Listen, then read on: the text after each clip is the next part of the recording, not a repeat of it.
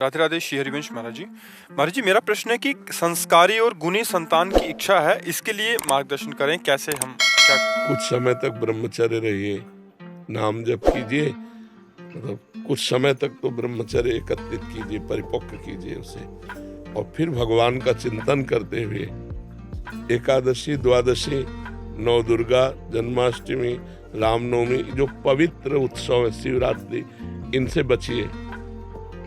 जो पवित्र उत्सव है भगवान के, इनमें संयोग मत कीजिए, और दिन में कभी संयोग मत कीजिए। और भगवान से प्रार्थना करते हुए, जब आप जैसे भगवान कश्यप जी, अपनी तो आयु भी उतनी नहीं जितना उन्होंने ब्रह्मचर्य 10,000 वर्ष तक ब्रह्मचर्य रहे भगवान कश्यप जी, और फिर जब उन्होंने विनता के गर्भ में वीर्य आधान किया तो 2 पुत्र हुए, अरुण जी और गरुण जी।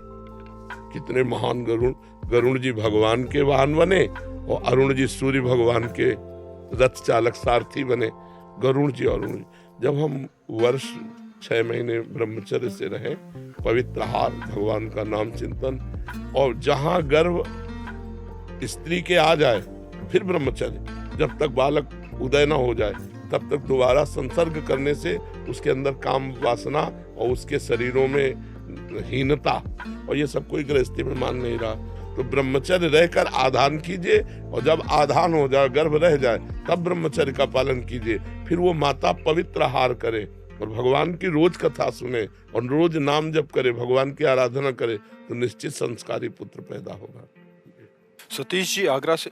जी महाराज जी, राधे राधे। राधे राधे आदरणीय गुरु जी, आपके चरणों में कोटि कोटि प्रणाम। गुरु जी, जब से समझदार हुआ हूँ तब से लोगों की मदद कर रहा हूँ। मैंने जिन लोगों की मदद की उनमें से ज्यादातर लोग मेरे साथ गलत ही करते हैं, धोखा ही देते हैं। महाराज जी, अच्छी बात है, अच्छी बात है। हमने अच्छा किया, हमारा अच्छा तो भगवान की बैंक में जमा हो गया। तुमने हमारे साथ बुरा किया, वो हमारा कोई प्रारब्ध होगा, हमारा निकल गया, हमें कोई परेशानी नहीं। महाराज जी, आगे के लिए मार्गदर्शन करें कि हमें क्या करना चाहिए। अच्छा ही करना चाहिए, बुरा सहना चाहिए। दूसरे के द्वारा किया हुआ बुरा हमें सहना है, हमारे द्वारा दूसरे का बुरा ना हो, ये हमें ध्यान रखना है। अगर हमें अच्छाई का फल बुराई मिलता है तो अच्छा है, क्योंकि मेरी अच्छाई पूरी बैंक में जमा है, और मेरी जो बुराई है वो आपके द्वारा की हुई बुराई से नष्ट हो गई, तो मेरा तो माला माल हो गया। समझ रहे ना? और जो ये बात नहीं समझते उनको परेशानी हो जाती कि अच्छाई का फल बुराई कैसे मिल सकता है। अच्छाई के साथ यदि तुम्हें बुराई तुम्हें भोगने को मिले तो हंस के भोग लो, तुम्हारी बुराइयां नष्ट हो जाएंगी, तुम्हारे बुरे पाप नष्ट हो जाएंगे और तुम महान बन जाओगे। न इस जन्म में तो अगले जन्म में तुम्हारा बैंक फुल हो रहा है, चिंता मत करो। समझ रहे हैं? हेमा सिंह जी मथुरा से। राधे राधे महाराज जी। महाराज जी, रोजमर्रा की जिंदगी में हमें कई छोटे बड़े फैसले लेने पड़ते हैं। अपनी अंतरात्मा से पूछते हैं, बहुत सोच विचार करके जो फैसले लेते हैं वो कैसे पता चले कि श्री जी ने हमें बताया है कि या वो मात्र हमारे मन की ही एक चाल है। जिंदगी में हमेशा पहला उत्तर हृदय का होता है, दूसरा मन का होता है। जैसे हमारे सामने कोई कार्य है और उसे हम पूछे तो पहला उत्तर धीमे स्वर में अंदर होगा, उसे आप सुनो। गलत होगा तो कह देगा नहीं, ठीक नहीं है। फिर मन कहेगा हाँ ठीक है, इसको ऐसे से ऐसे कर लेते, क्यों ठीक नहीं है, वो आपको प्रमाणित कर, वो मन की चाल है। पहला उत्तर भगवान का होता है। सब लोग अपने हृदय में देखो, छोटे से देखा इस बात को, कुछ भी गलत अगर सोचो तो सोच तक का निर्णय आ जाता है कि गलत है, नहीं आ जाता है, पर वो बहुत धीमा होता है। वो ऐसा नहीं होता कि बड़े जोर से हो हम उसको सुन के मान लें, वो बहुत धीमा होता है। आप मानो या न मानो, वो अंदर आएगा, वो चला जाएगा। तो सही निर्णय, इसीलिए शास्त्र स्वाध्याय किया जाता है, इसीलिए सत्संग किया जाता है कि हमारी बुद्धि ये समझे कि क्या करना उचित है, क्या करना अनुचित है। और अन्य कार्यों के लिए जब अपने हृदय में भगवान से पूछें तो एक बहुत धीमे स्वर में उत्तर आता है। आपको कभी सुनाई दिया?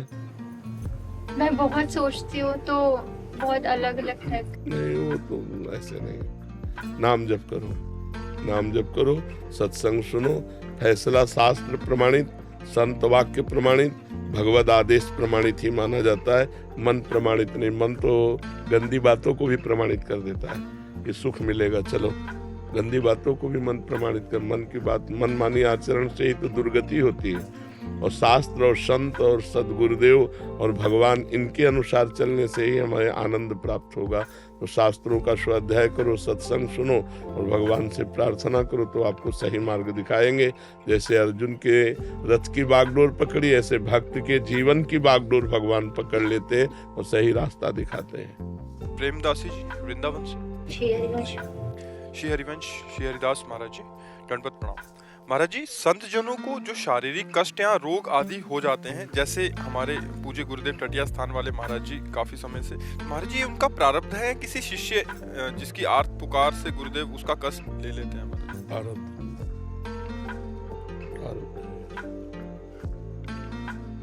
को न काहू के सुख दुख कर दाता, निज कृत कर्म भोग सुन दाता। कभी कभी संत महापुरुष जन किसी निज जनों के प्रारब्ध को ले लेते, नहीं तो शरीर का प्रारब्ध संतों को भी भोगना होता है। अवश्य में भोक्तव्यम, भोगना पड़ता है। इसीलिए संत जन कभी अपने प्रारब्ध को वो मिटा सकते हैं पर मिटाते नहीं। वो भगवत प्राप्ति के लिए अपने भजन को रखते हैं, प्रारब्ध को भोग लेते हैं। भगवान की शरणागति से अनेक जन्मों के जो कर्म संस्कार हो भस्म हो जाते हैं। और शरीर की परवाह किसको है? जो शरीराभिमानी जीव है उसको परवाह होती है। शरीर की परवाह प्रेमियों को थोड़ी होती है। वो तो करोड़ों प्राण हो तो प्रीतम के चरणों में न्यौछावर कर दे। वो तो देहाभिमानी भोगी जनों को शरीर प्रिय है, संतों को शरीर थोड़ी प्रिय होता है। उनको तो जैसे सांप को अपनी केचुल से कोई संबंध नहीं रहता, ऐसे संतों को अपने शरीर से कोई संबंध नहीं रहता। भगवान चाहे सुख में रखे चाहे दुख में रखे, वो समान रहते हैं। उनको सुख में सुखी नहीं, दुख में दुखी नहीं, वो हर समय प्रसन्न रहते हैं। अपने कुंज बिहारी प्रियारी जो प्यारे जो की प्रेम में डूबे रहते हैं। ये शरीर की तो सब दुर्दशा ही है, ये नासवान है।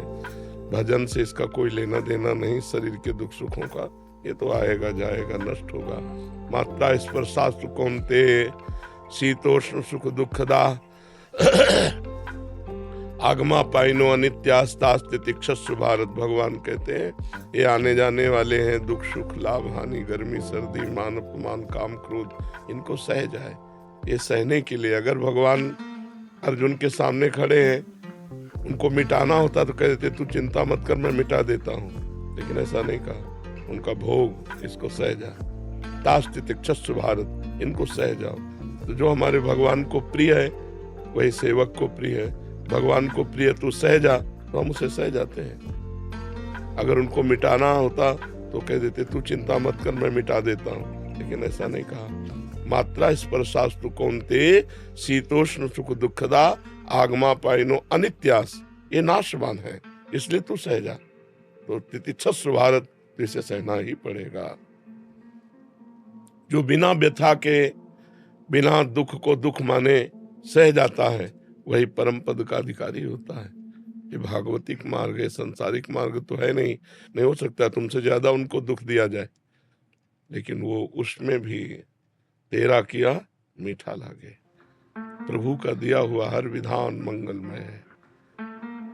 ज्यों ज्यों राखत होती हो त्यों रहियत हो हरि। स्वामी हरिदास जी महाराज कह रहे हैं ज्यों ज्यों राखत होती हो त्यों रहियत हो हरि।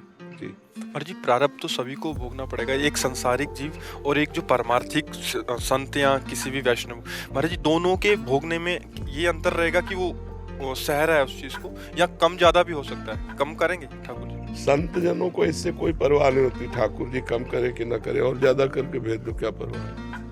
क्षमता भी तो आपको ही देनी है सहने की।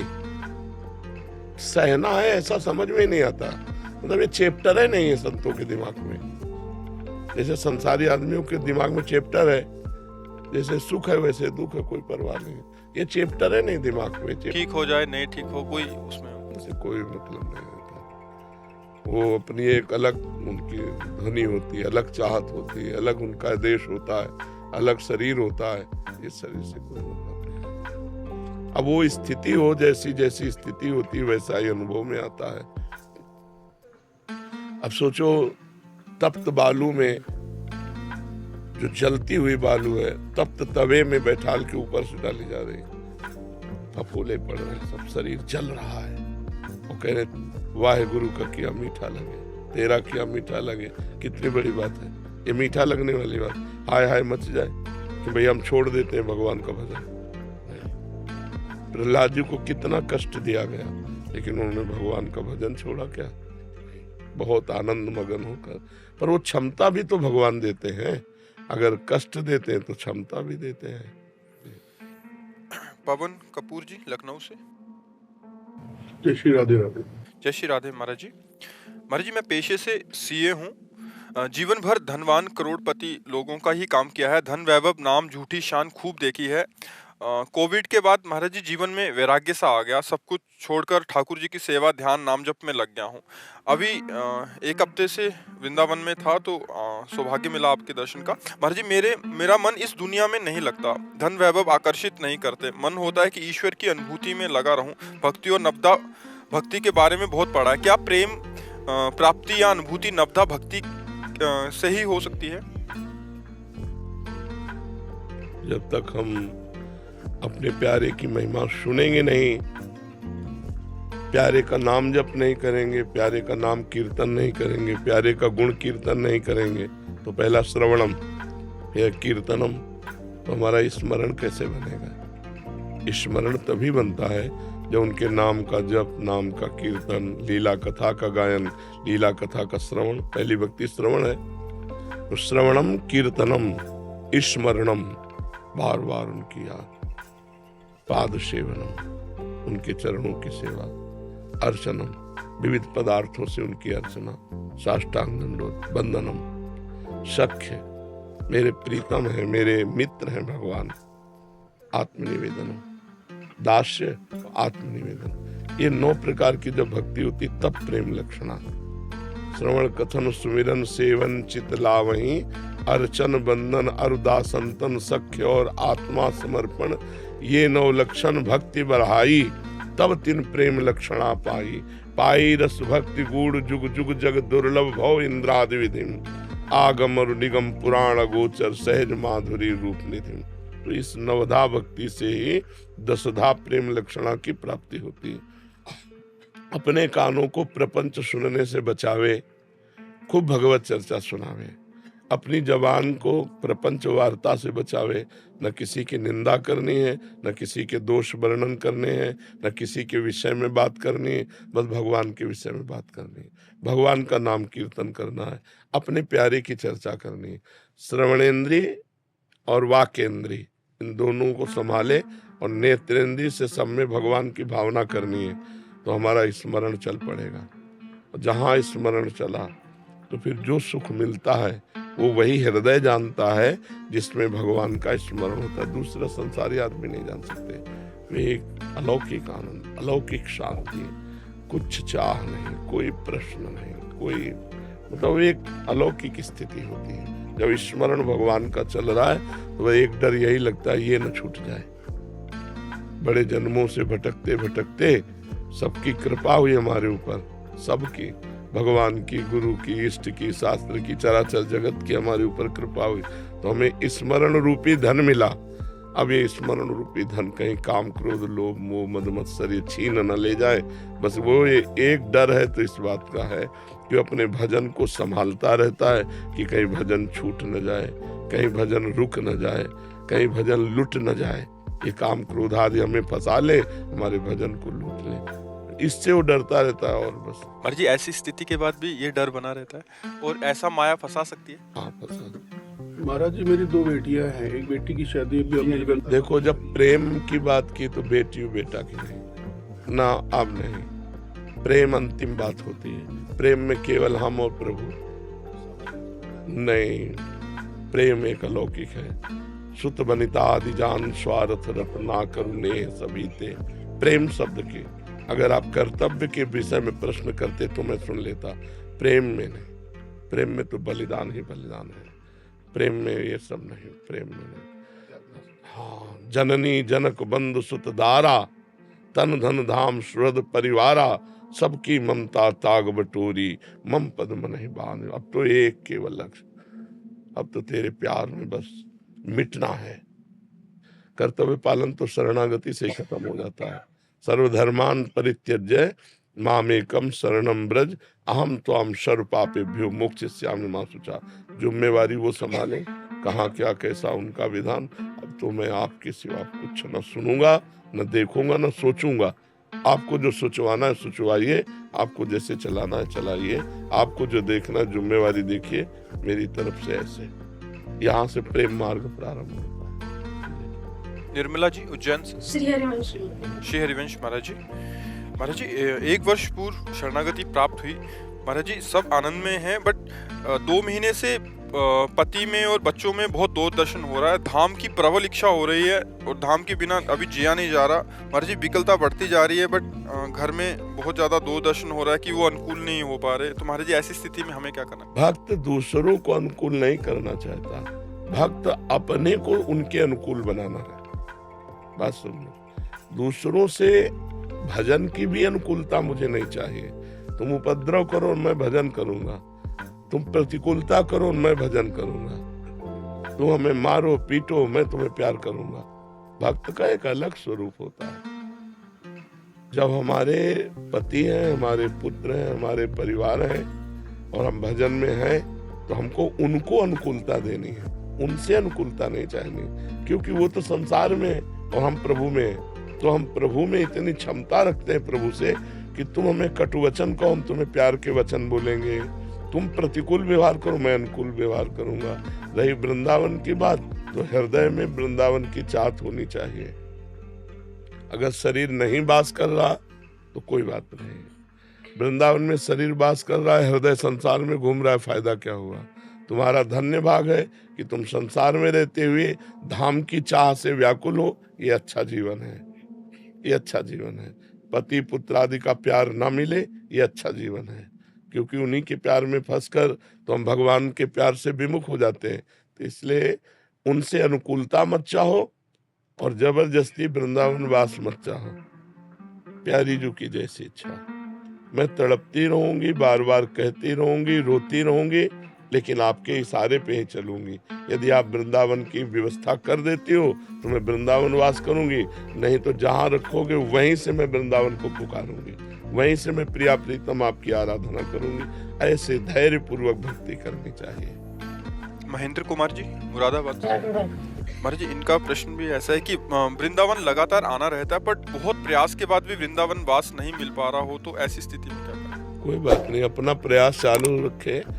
श्री राधिका कृपा बिनु सबके मन नगम, जिनको वृंदा विपिन है कृपा तिनय की होए, वृंदावन में तबई तो रहन पाई है सोए। जब प्यारी जो पास दे देंगी तभी वृंदावन का अखंड वास होगा।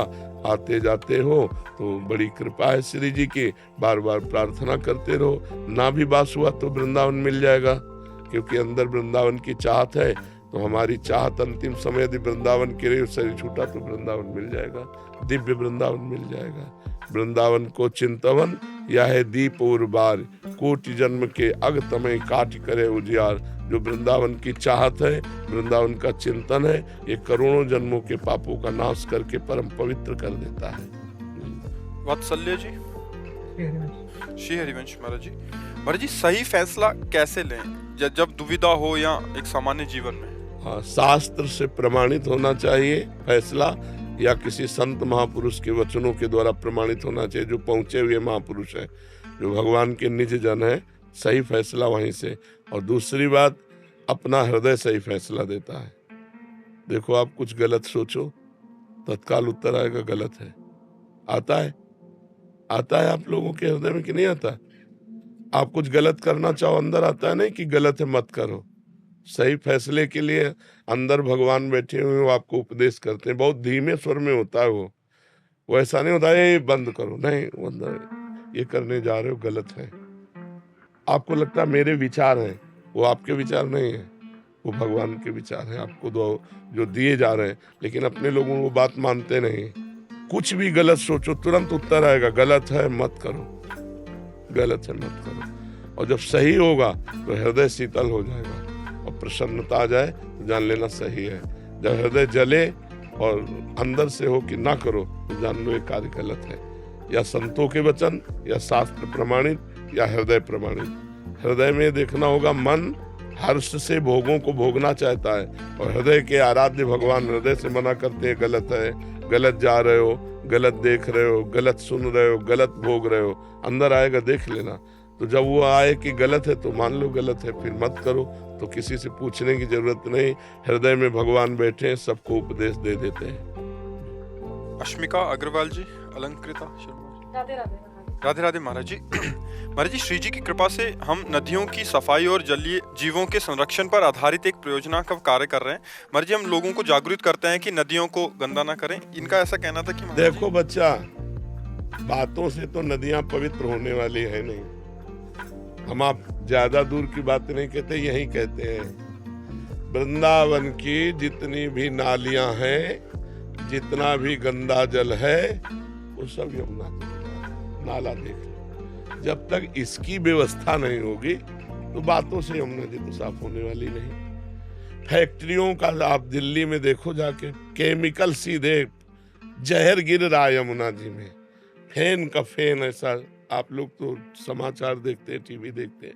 जब तक ये गंदे नाले, गंदा जल, इसको मशीनों के द्वारा फिट करके नहर आदि निकाली जाए तो दूषण पानी जब नहीं जाएगा तो स्वच्छ हो सकता।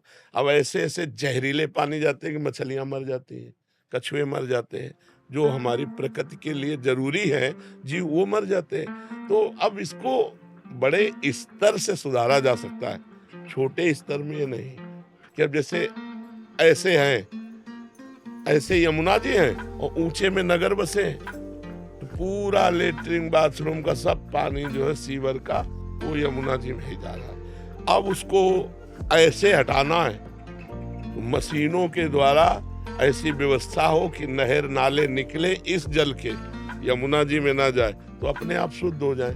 बड़ी बड़ी फैक्ट्रियां, बड़े बड़े नाले, और ये इतना बड़ा कार्य सरकार के द्वारा ही हो सकता है। तब ये बड़े बड़े कार्यक्रम हो और तब फिर हमारी नदियां पावन हो। तो कहते तो सबको ही हैं, वर्षों से सुनते चले आ रहे हैं।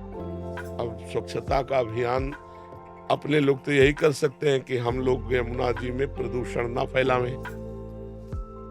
हम लोग आसपास पड़े हुए प्रदूषण को खोद करके गाड़ दें, जिससे जल हमारा दूषित ना हो। हम फूल माला, दोना पत्तल जो भी है वो सब यमुना के किनारे गाड़ दें, यमुना जल में ना डालें। इतना कर सकते हैं। लेकिन ये बड़े बड़े नाले, जूता चप्पल बिष्ठा ना जाने क्या क्या सब पूरा जा रहा है, आप देख लो तो आपका आचमन करने का मन नहीं होगा।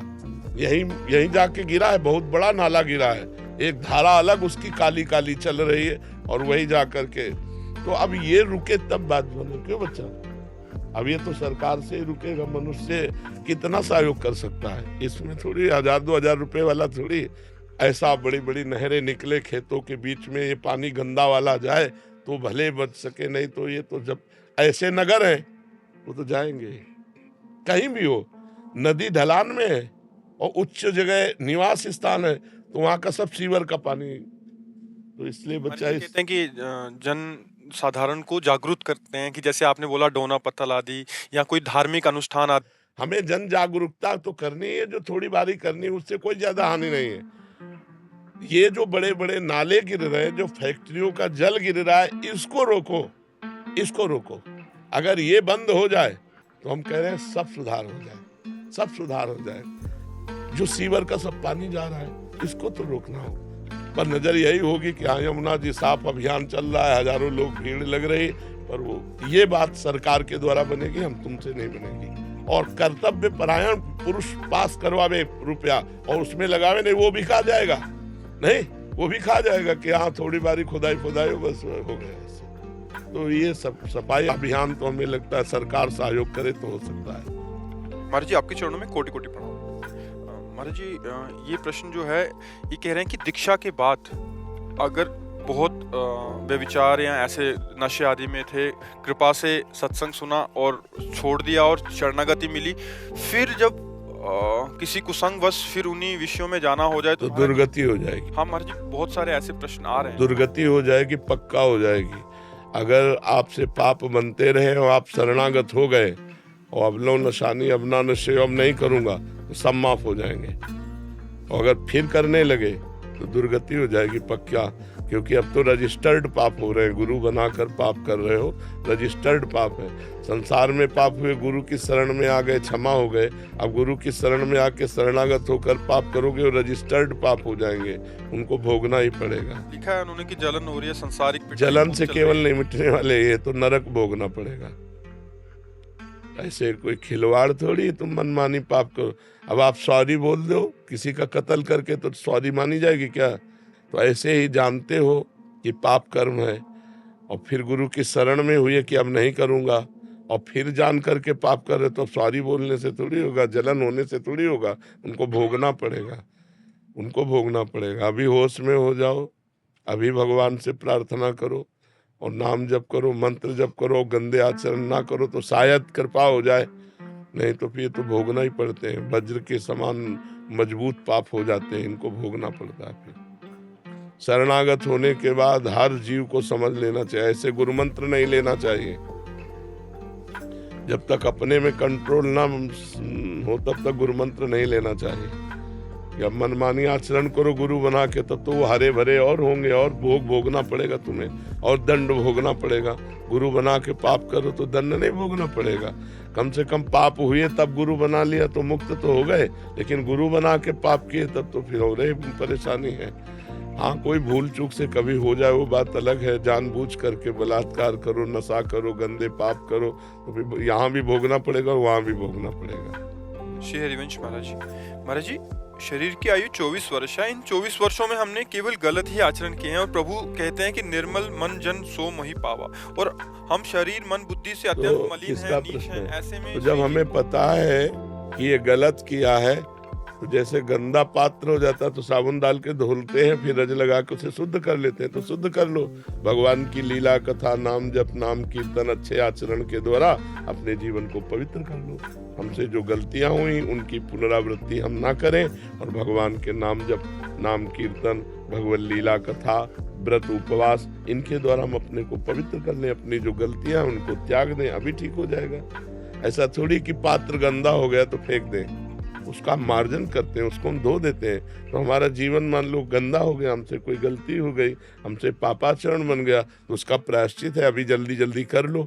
मनुष्य शरीर है, स्वस्थ शरीर है, तो उस पाप को मिटा के निष्पाप बन जाओ, भगवान का चिंतन करो। क्योंकि अगर निष्पाप ना हुआ जाता तो बड़े बड़े वैश्यागामी, बड़े बड़े चोर, बड़े बड़े हिंसक महात्मा बन गए।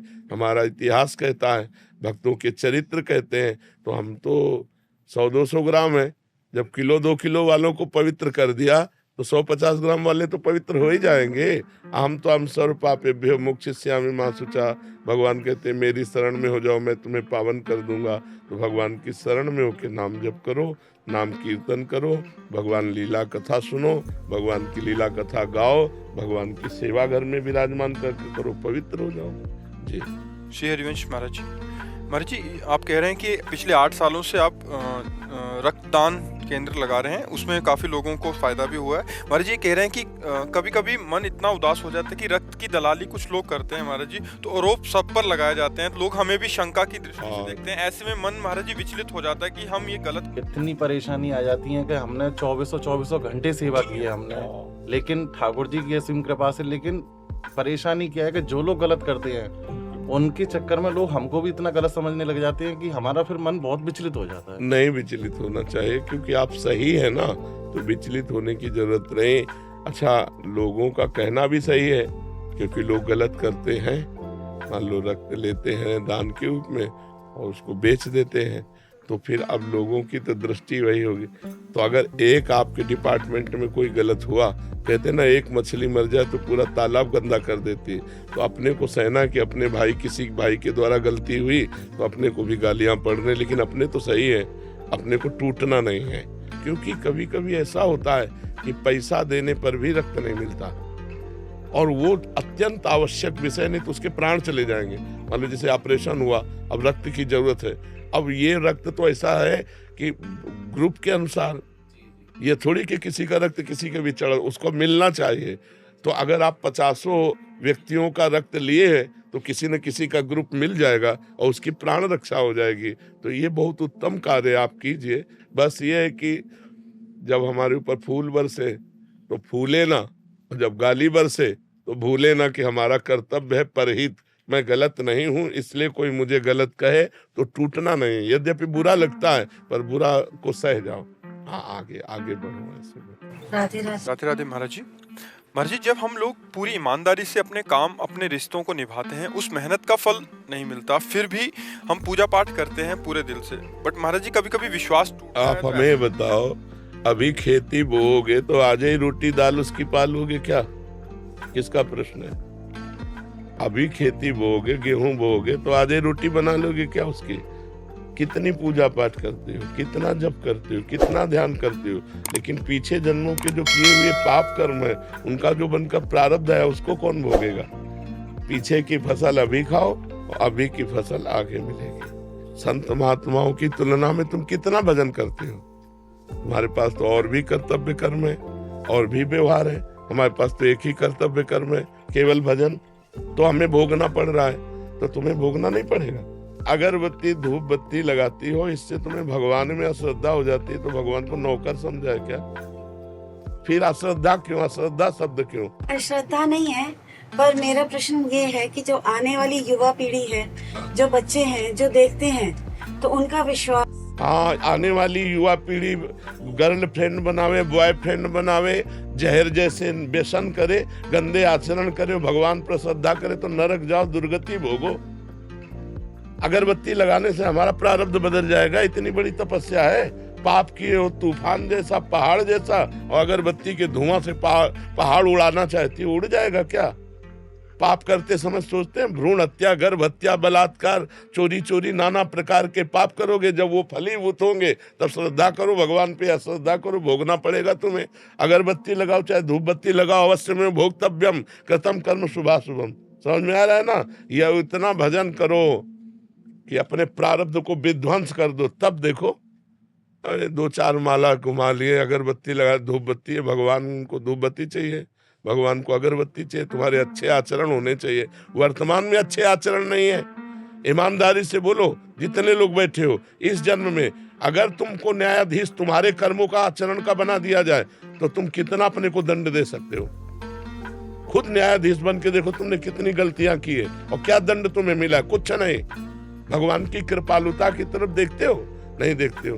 अनंत जन्मों से मनमानी आचरण करते लोग चले आ रहे।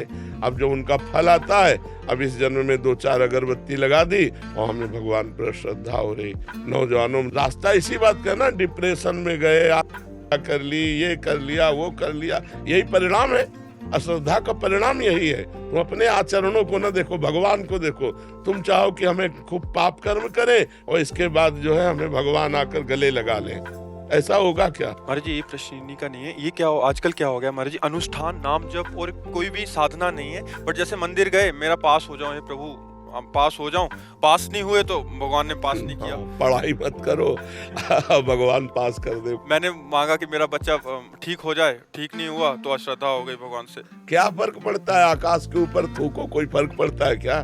तुम्हारे मुंह पे छिट्टियां पड़ेगी आके, भगवान आकाश के समान महान है, उनको क्या फर्क पड़ता? उन्होंने देखो, उन्होंने आपको खेती दे दी, आपको बीज दे दिया, अब आप जो बोओगे वो आपको काटना होगा। आपने पसंद किया बम्बूल, तो बम्बूल जगेगा उसमें बोया जो आपने।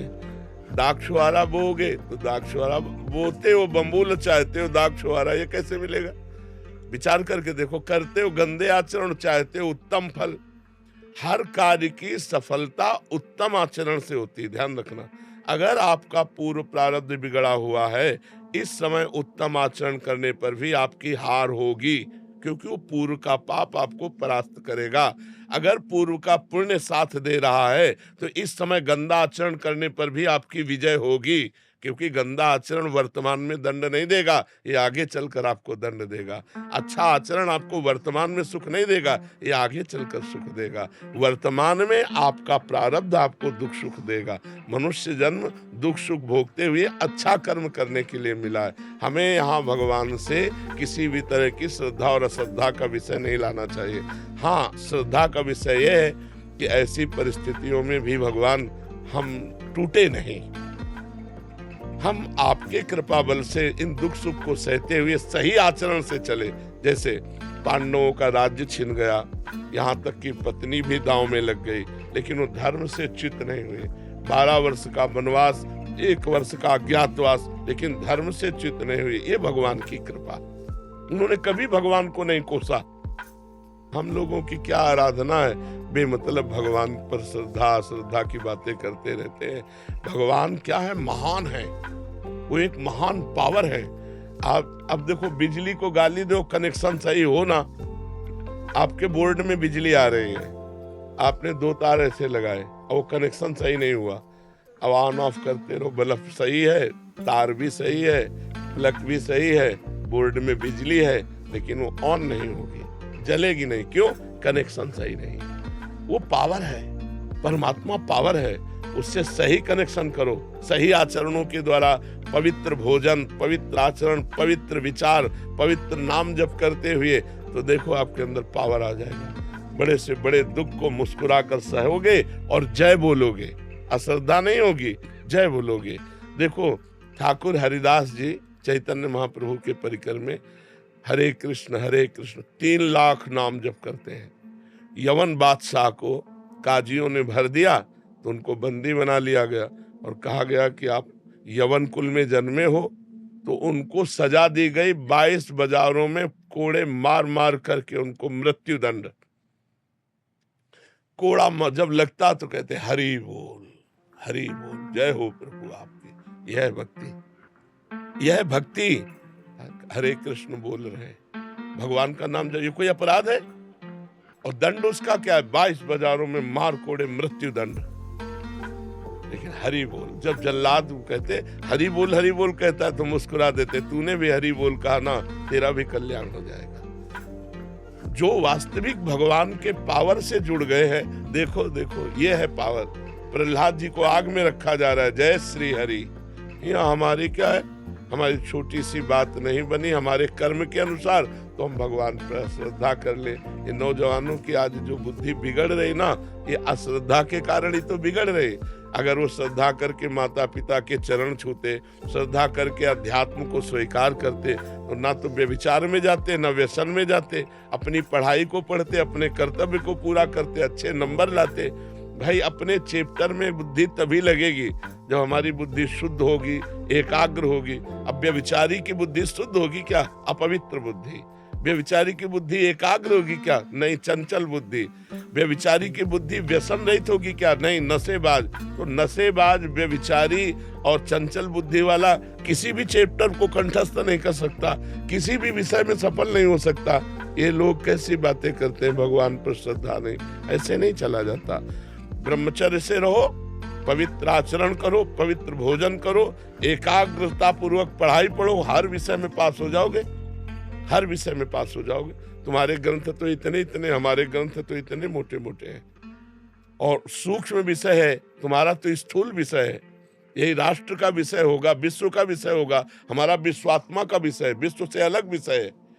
ये विश्व में जो दिखाई दे रहा उससे अलग विषय है, हमारा सूक्ष्म विषय है, उसको पढ़ना है।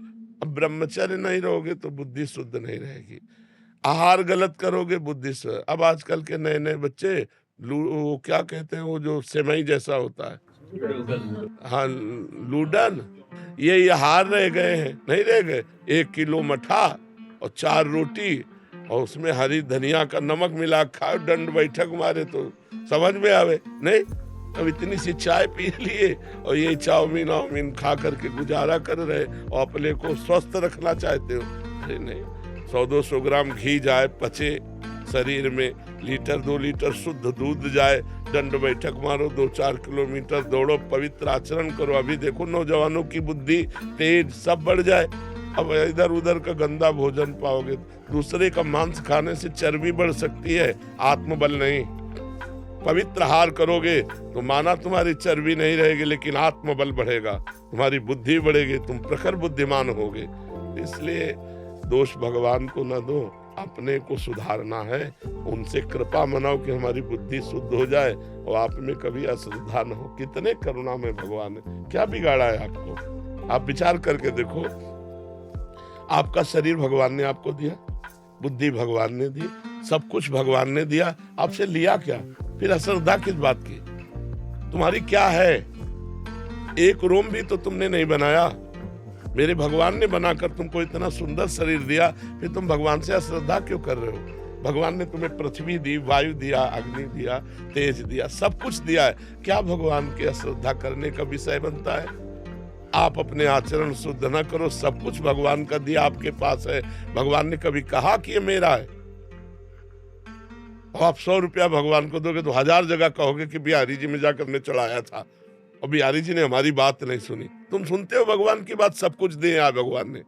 गीता जी में भगवान कहते, भागवत जी में कहते, तुम एक भगवान की बात न मानो तो तुम्हारी भगवान कैसे बात मान लेंगे? अभी भगवान की बात मानो, तुम्हारी बात भगवान मान लेंगे। बड़े बुरे से बुरे कर्म का भी तुम्हें दंड नहीं मिलेगा। अहम त्वं सर्व पापेभ्यो मोक्षयिष्यामि मा शुचा। तो बहुत समझना पड़ेगा, अध्यात्म को समझना पड़ेगा।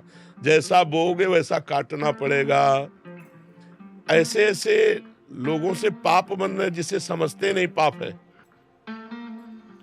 पहले किया व्यभिचार और जब गर्भ रह गया तो बच्चे को झाड़ियों में फेंक दिया, कूड़े दाने में फेंक दिया। कितनी बच्चे बच्चियां ऐसे मिलते हैं जो कूड़े दानों में मिल रहे। तो मान लो जैसे गृहस्थी में भी है तो भ्रूण हत्या, गर्भपात, ये सब कितने भयानक भयानक पाप है। कोई बिरला ऐसी होगी, खुली बात कह रहा हूँ, कोई बिरला ऐसी माँ बहन होगी जो गर्भपात न कराए। अब फिर उसका दंड, गर्भस्थ शिशु की हत्या बहुत बड़ा पाप है। और इसको कौन मान रहा है? गृहस्थ कौन मान रहा है? तो फिर दंड जब मिलेगा तब। अब बोले भगवान पे अश्रद्धा होगी तो करो अश्रद्धा, उनको क्या फर्क पड़ता है? अवश्य में भोक्तव्यम कृतम कर्म शुभाशुभम। नहीं, बचपन से लेकर के अभी तक बताओ, धर्म विरुद्ध आचरण किए कि नहीं किए, गर्भ हत्या की कि नहीं की, चाहे पुरुष हो चाहे स्त्री, धर्म विरुद्ध आचरण सब करते हैं, तो उनका फल नहीं भोगना पड़ेगा? बाद में कहो कि हम मंदिर में जाके कह दें कि भगवान मेरी बात सुन लो। कैसे सुन लेंगे? तुमने भगवान की बात सुनी?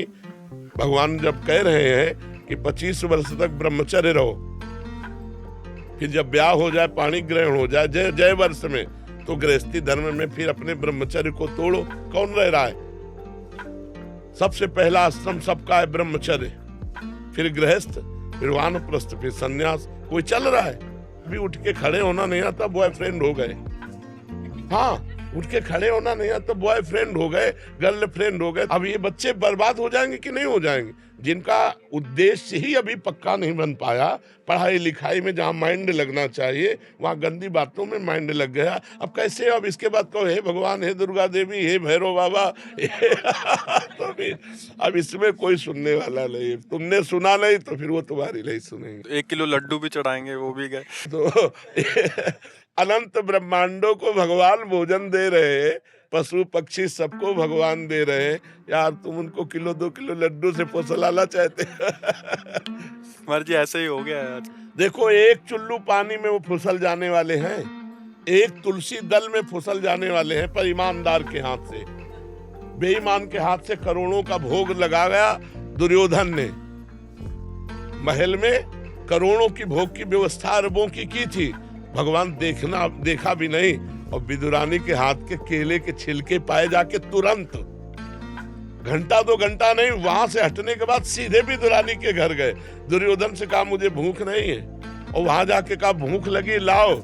और वो ऐसी प्रेम में बावरी कि गूदा फेंक रही, छिलका दे रही, महाराज छिलका खा रहे, वाह वाह। देखो, ये अखिल कोटि ब्रह्मांडों का मालिक है, अरबों का भोग व्यवस्था किए दुर्योधन, भगवान ने देखा भी नहीं। और विदुरानी के हाथ के छिलके पा रहे हैं। कैसे? वो तो चुल्लू भर जल में रीझ जाने, पत्रम पुष्पम फलम तोयम ये में भक्ता प्रेक्षति। भगवान को यार वैभव चाहिए, सारा वैभव तो उन्हीं का है। सोने की खान, चांदी की खान, सब पृथ्वी में उन्हीं का है। उनको 100-200 ग्राम सोना या 100-200 ग्राम लड्डू पेड़ा इससे रिझाया जा सकता है क्या? वो हमारे पिता, हमारे स्वामी, हमारे मालिक हैं, उनको हम क्या रिझा सकते हैं? हम तो अधिकार पूर्वक कह सकते हैं कि आपको ये काम बनाना होगा। कब? जब हम उनकी आज्ञा पे चलेंगे। जैसे अपने आप पापा की 10 बात मानते हो तो एक बात तो मनवा ही सकते हो आप। पापा की एक को न मानो, 10 अपनी मनवाना चाहो तो थपड़िया हो जाओगे। नहीं तो भगवान की हम बात एक नहीं मान रहे, और भगवान से हम अपनी सब बात मनवाना चाहते हैं। यार इतने कमजोर भगवान नहीं है। फिर माया आपको पीट देगी।